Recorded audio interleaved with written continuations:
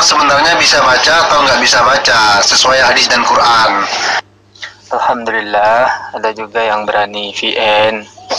Baik, saudara kan nanyanya harus pakai dalil ya. Silahkan buka nanti Al-Jum'ah ayat 2 dan Al-Ankabut ayat 48, bahwa manusia ini adalah ummi, orang yang buta huruf, termasuk Nabi Muhammad. Karena beliau kan manusia, termasuk Isa alaihissalam. Kita pada dasarnya adalah makhluk ummi. Nah, khusus pertanyaan Anda, mengapa Nabi Muhammad itu apakah Nabi Muhammad itu buta huruf? Iya, dasarnya sudah jelas tadi, Al-Jum'ah ayat 2 dan juga Al-Ankabut ayat 48. Oke, terima kasih brother. Tidak bisa baca dalam pengertian yang seperti apa brother? Berarti Anda belum mendengarkan VN saya secara utuh. Coba lihat lagi surat Al-Ankabut ayat 48. Tuh, sudah saya ada kutip di atas tuh. Jadi begini kawan, itu makanya tadi saya suruh Anda tolong baca Al-Ankabut ayat 48. Dan kamu tidak pernah membaca sebelumnya Al-Quran, sesuatu kitab pun. Dan kamu tidak pernah menulis suatu kitab dengan tangan kananmu. Andai kata kamu pernah membaca dan menulis, benar-benar ragulah orang yang mengingkarimu. Nah, mengerti tidak kamu dengan ayat ini? Udah paham tidak? Maka harusnya kamu mempertanyakan, ummi di sana bagaimana? Maka saya akan menjawab, saya jelaskan sedetail mungkin, pelan-pelan saya jelaskan. Jadi, ketika malaikat Jibril menyampaikan firman Allah, Iqra, bacalah, sampai 3 kali. Iqra, bacalah. Iqra, bacalah. Hingga 3 kali, dan Rasulullah menjawab, saya tidak bisa membaca. Hingga Jibril merangkulnya. Adapun bunyi wahyu yang pertama tersebut adalah 5 ayat. Iqra, bismi rabbikal ladzi khalaqa, khalaqal insana min 'alaq, Iqra wa rabbukal akram. Bacalah dengan menyebut nama Tuhanmu yang menciptakan. Dia telah menciptakan manusia dari segumpal darah. Bacalah, dan Tuhanmu lah yang maha pemurah, yang mengajar manusia dengan perantaran kalam. Dia mengajar kepada manusia apa yang tidak diketahuinya. Nah, ayat pertama dari surat Al-Alaq di atas, yaitu bacalah dengan menyebut nama Tuhanmu yang menciptakan. Jadi, yang diucapkan oleh malaikat Jibril itu adalah suatu kata awal dari kalimat firman yang belum selesai. Dengan demikian, kata bacalah itu sebenarnya merupakan wahyu. Wahyu itu sendiri yang diimlakan atau didiktikan. Surat tersebut sebenarnya meminta Rasulullah dan umat manusia untuk selalu membaca atau selalu belajar.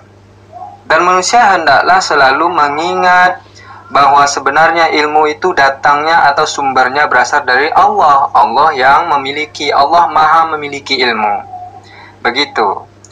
Nah, selanjutnya di Quraisy Shihab ya, dalam tafsir Al-Misbahnya, silahkan cek sendiri nanti, volume 15392. Beliau menyatakan bahwa kata Iqra terambil dari kata kerja qara'a, yang pada mulanya berarti menghimpun. Beliau juga menjelaskan bahwa realisasi perintah tersebut tidak mengharuskan suatu teks tertulis sebagai objek bacaan, tidak pula harus diucapkan sehingga terdengar oleh orang lain. Nah, Jibril ketika itu tidak juga membaca satu teks yang tertulis, karena dalam suatu riwayat dinyatakan bahwa Rasulullah SAW bertanya, "Ma aqra?" Apakah yang harus saya baca? Nah, hal ini berbeda jika ma aqra diartikan bukan sebagai saya tidak bisa membaca, tetapi dipahami apakah yang harus saya baca. Paham ya sampai di sini? Nah, apabila membaca buku tulisan Syekh Syaifur Rahman berjudul Sirah Nabawiyah, secara singkat dijelaskan Abu Talib melaksanakan hak anak saudaranya, keponakannya ya, dengan sepenuhnya dan menganggap seperti anaknya sendiri.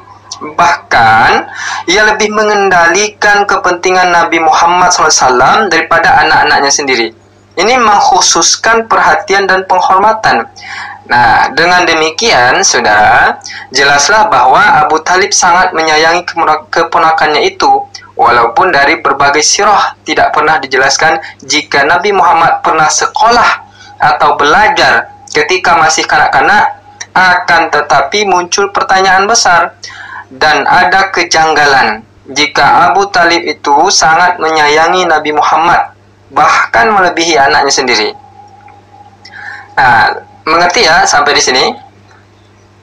Nah, selanjutnya Allah sendiri juga telah menegaskan dalam Al-Quran bahwa Rasulullah SAW itu tidak buta huruf, akan tetapi tidak bisa atau tidak bahasa tulis ya. Karena dalam surat Al-Bayyinah ayat 2 Allah berfirman, seorang Rasul dari Allah Muhammad yang membacakan lembaran-lembaran yang disucikan. Nah, sungguh Allah telah memberi karunia kepada orang-orang yang beriman ketika Allah mengutus di antara mereka seorang Rasul dari golongan mereka sendiri yang membacakan kepada mereka ayat-ayat Allah, membersihkan jiwa mereka, dan mengajarkan kepada mereka Alkitab dan Al-Hikmah. Nah, ini lihat nanti dalam surat Ali Imran ayat 164. Maaf, saya tidak bisa lampirkan. Cek saja, kalau saya salah silahkan dikomentari. Nah, berdasarkan penegasan ayat di atas, dapat kita pahami bahwa misi Rasulullah SAW yang utama adalah memberantas kejahiliaan dan kesesatan yang dialami kaum musyrik dan umat manusia pada umumnya. Salah satu persyaratan utama seorang yang mengajarkan adalah tentunya tidak buta huruf atau tidak bisa membaca dan menulis.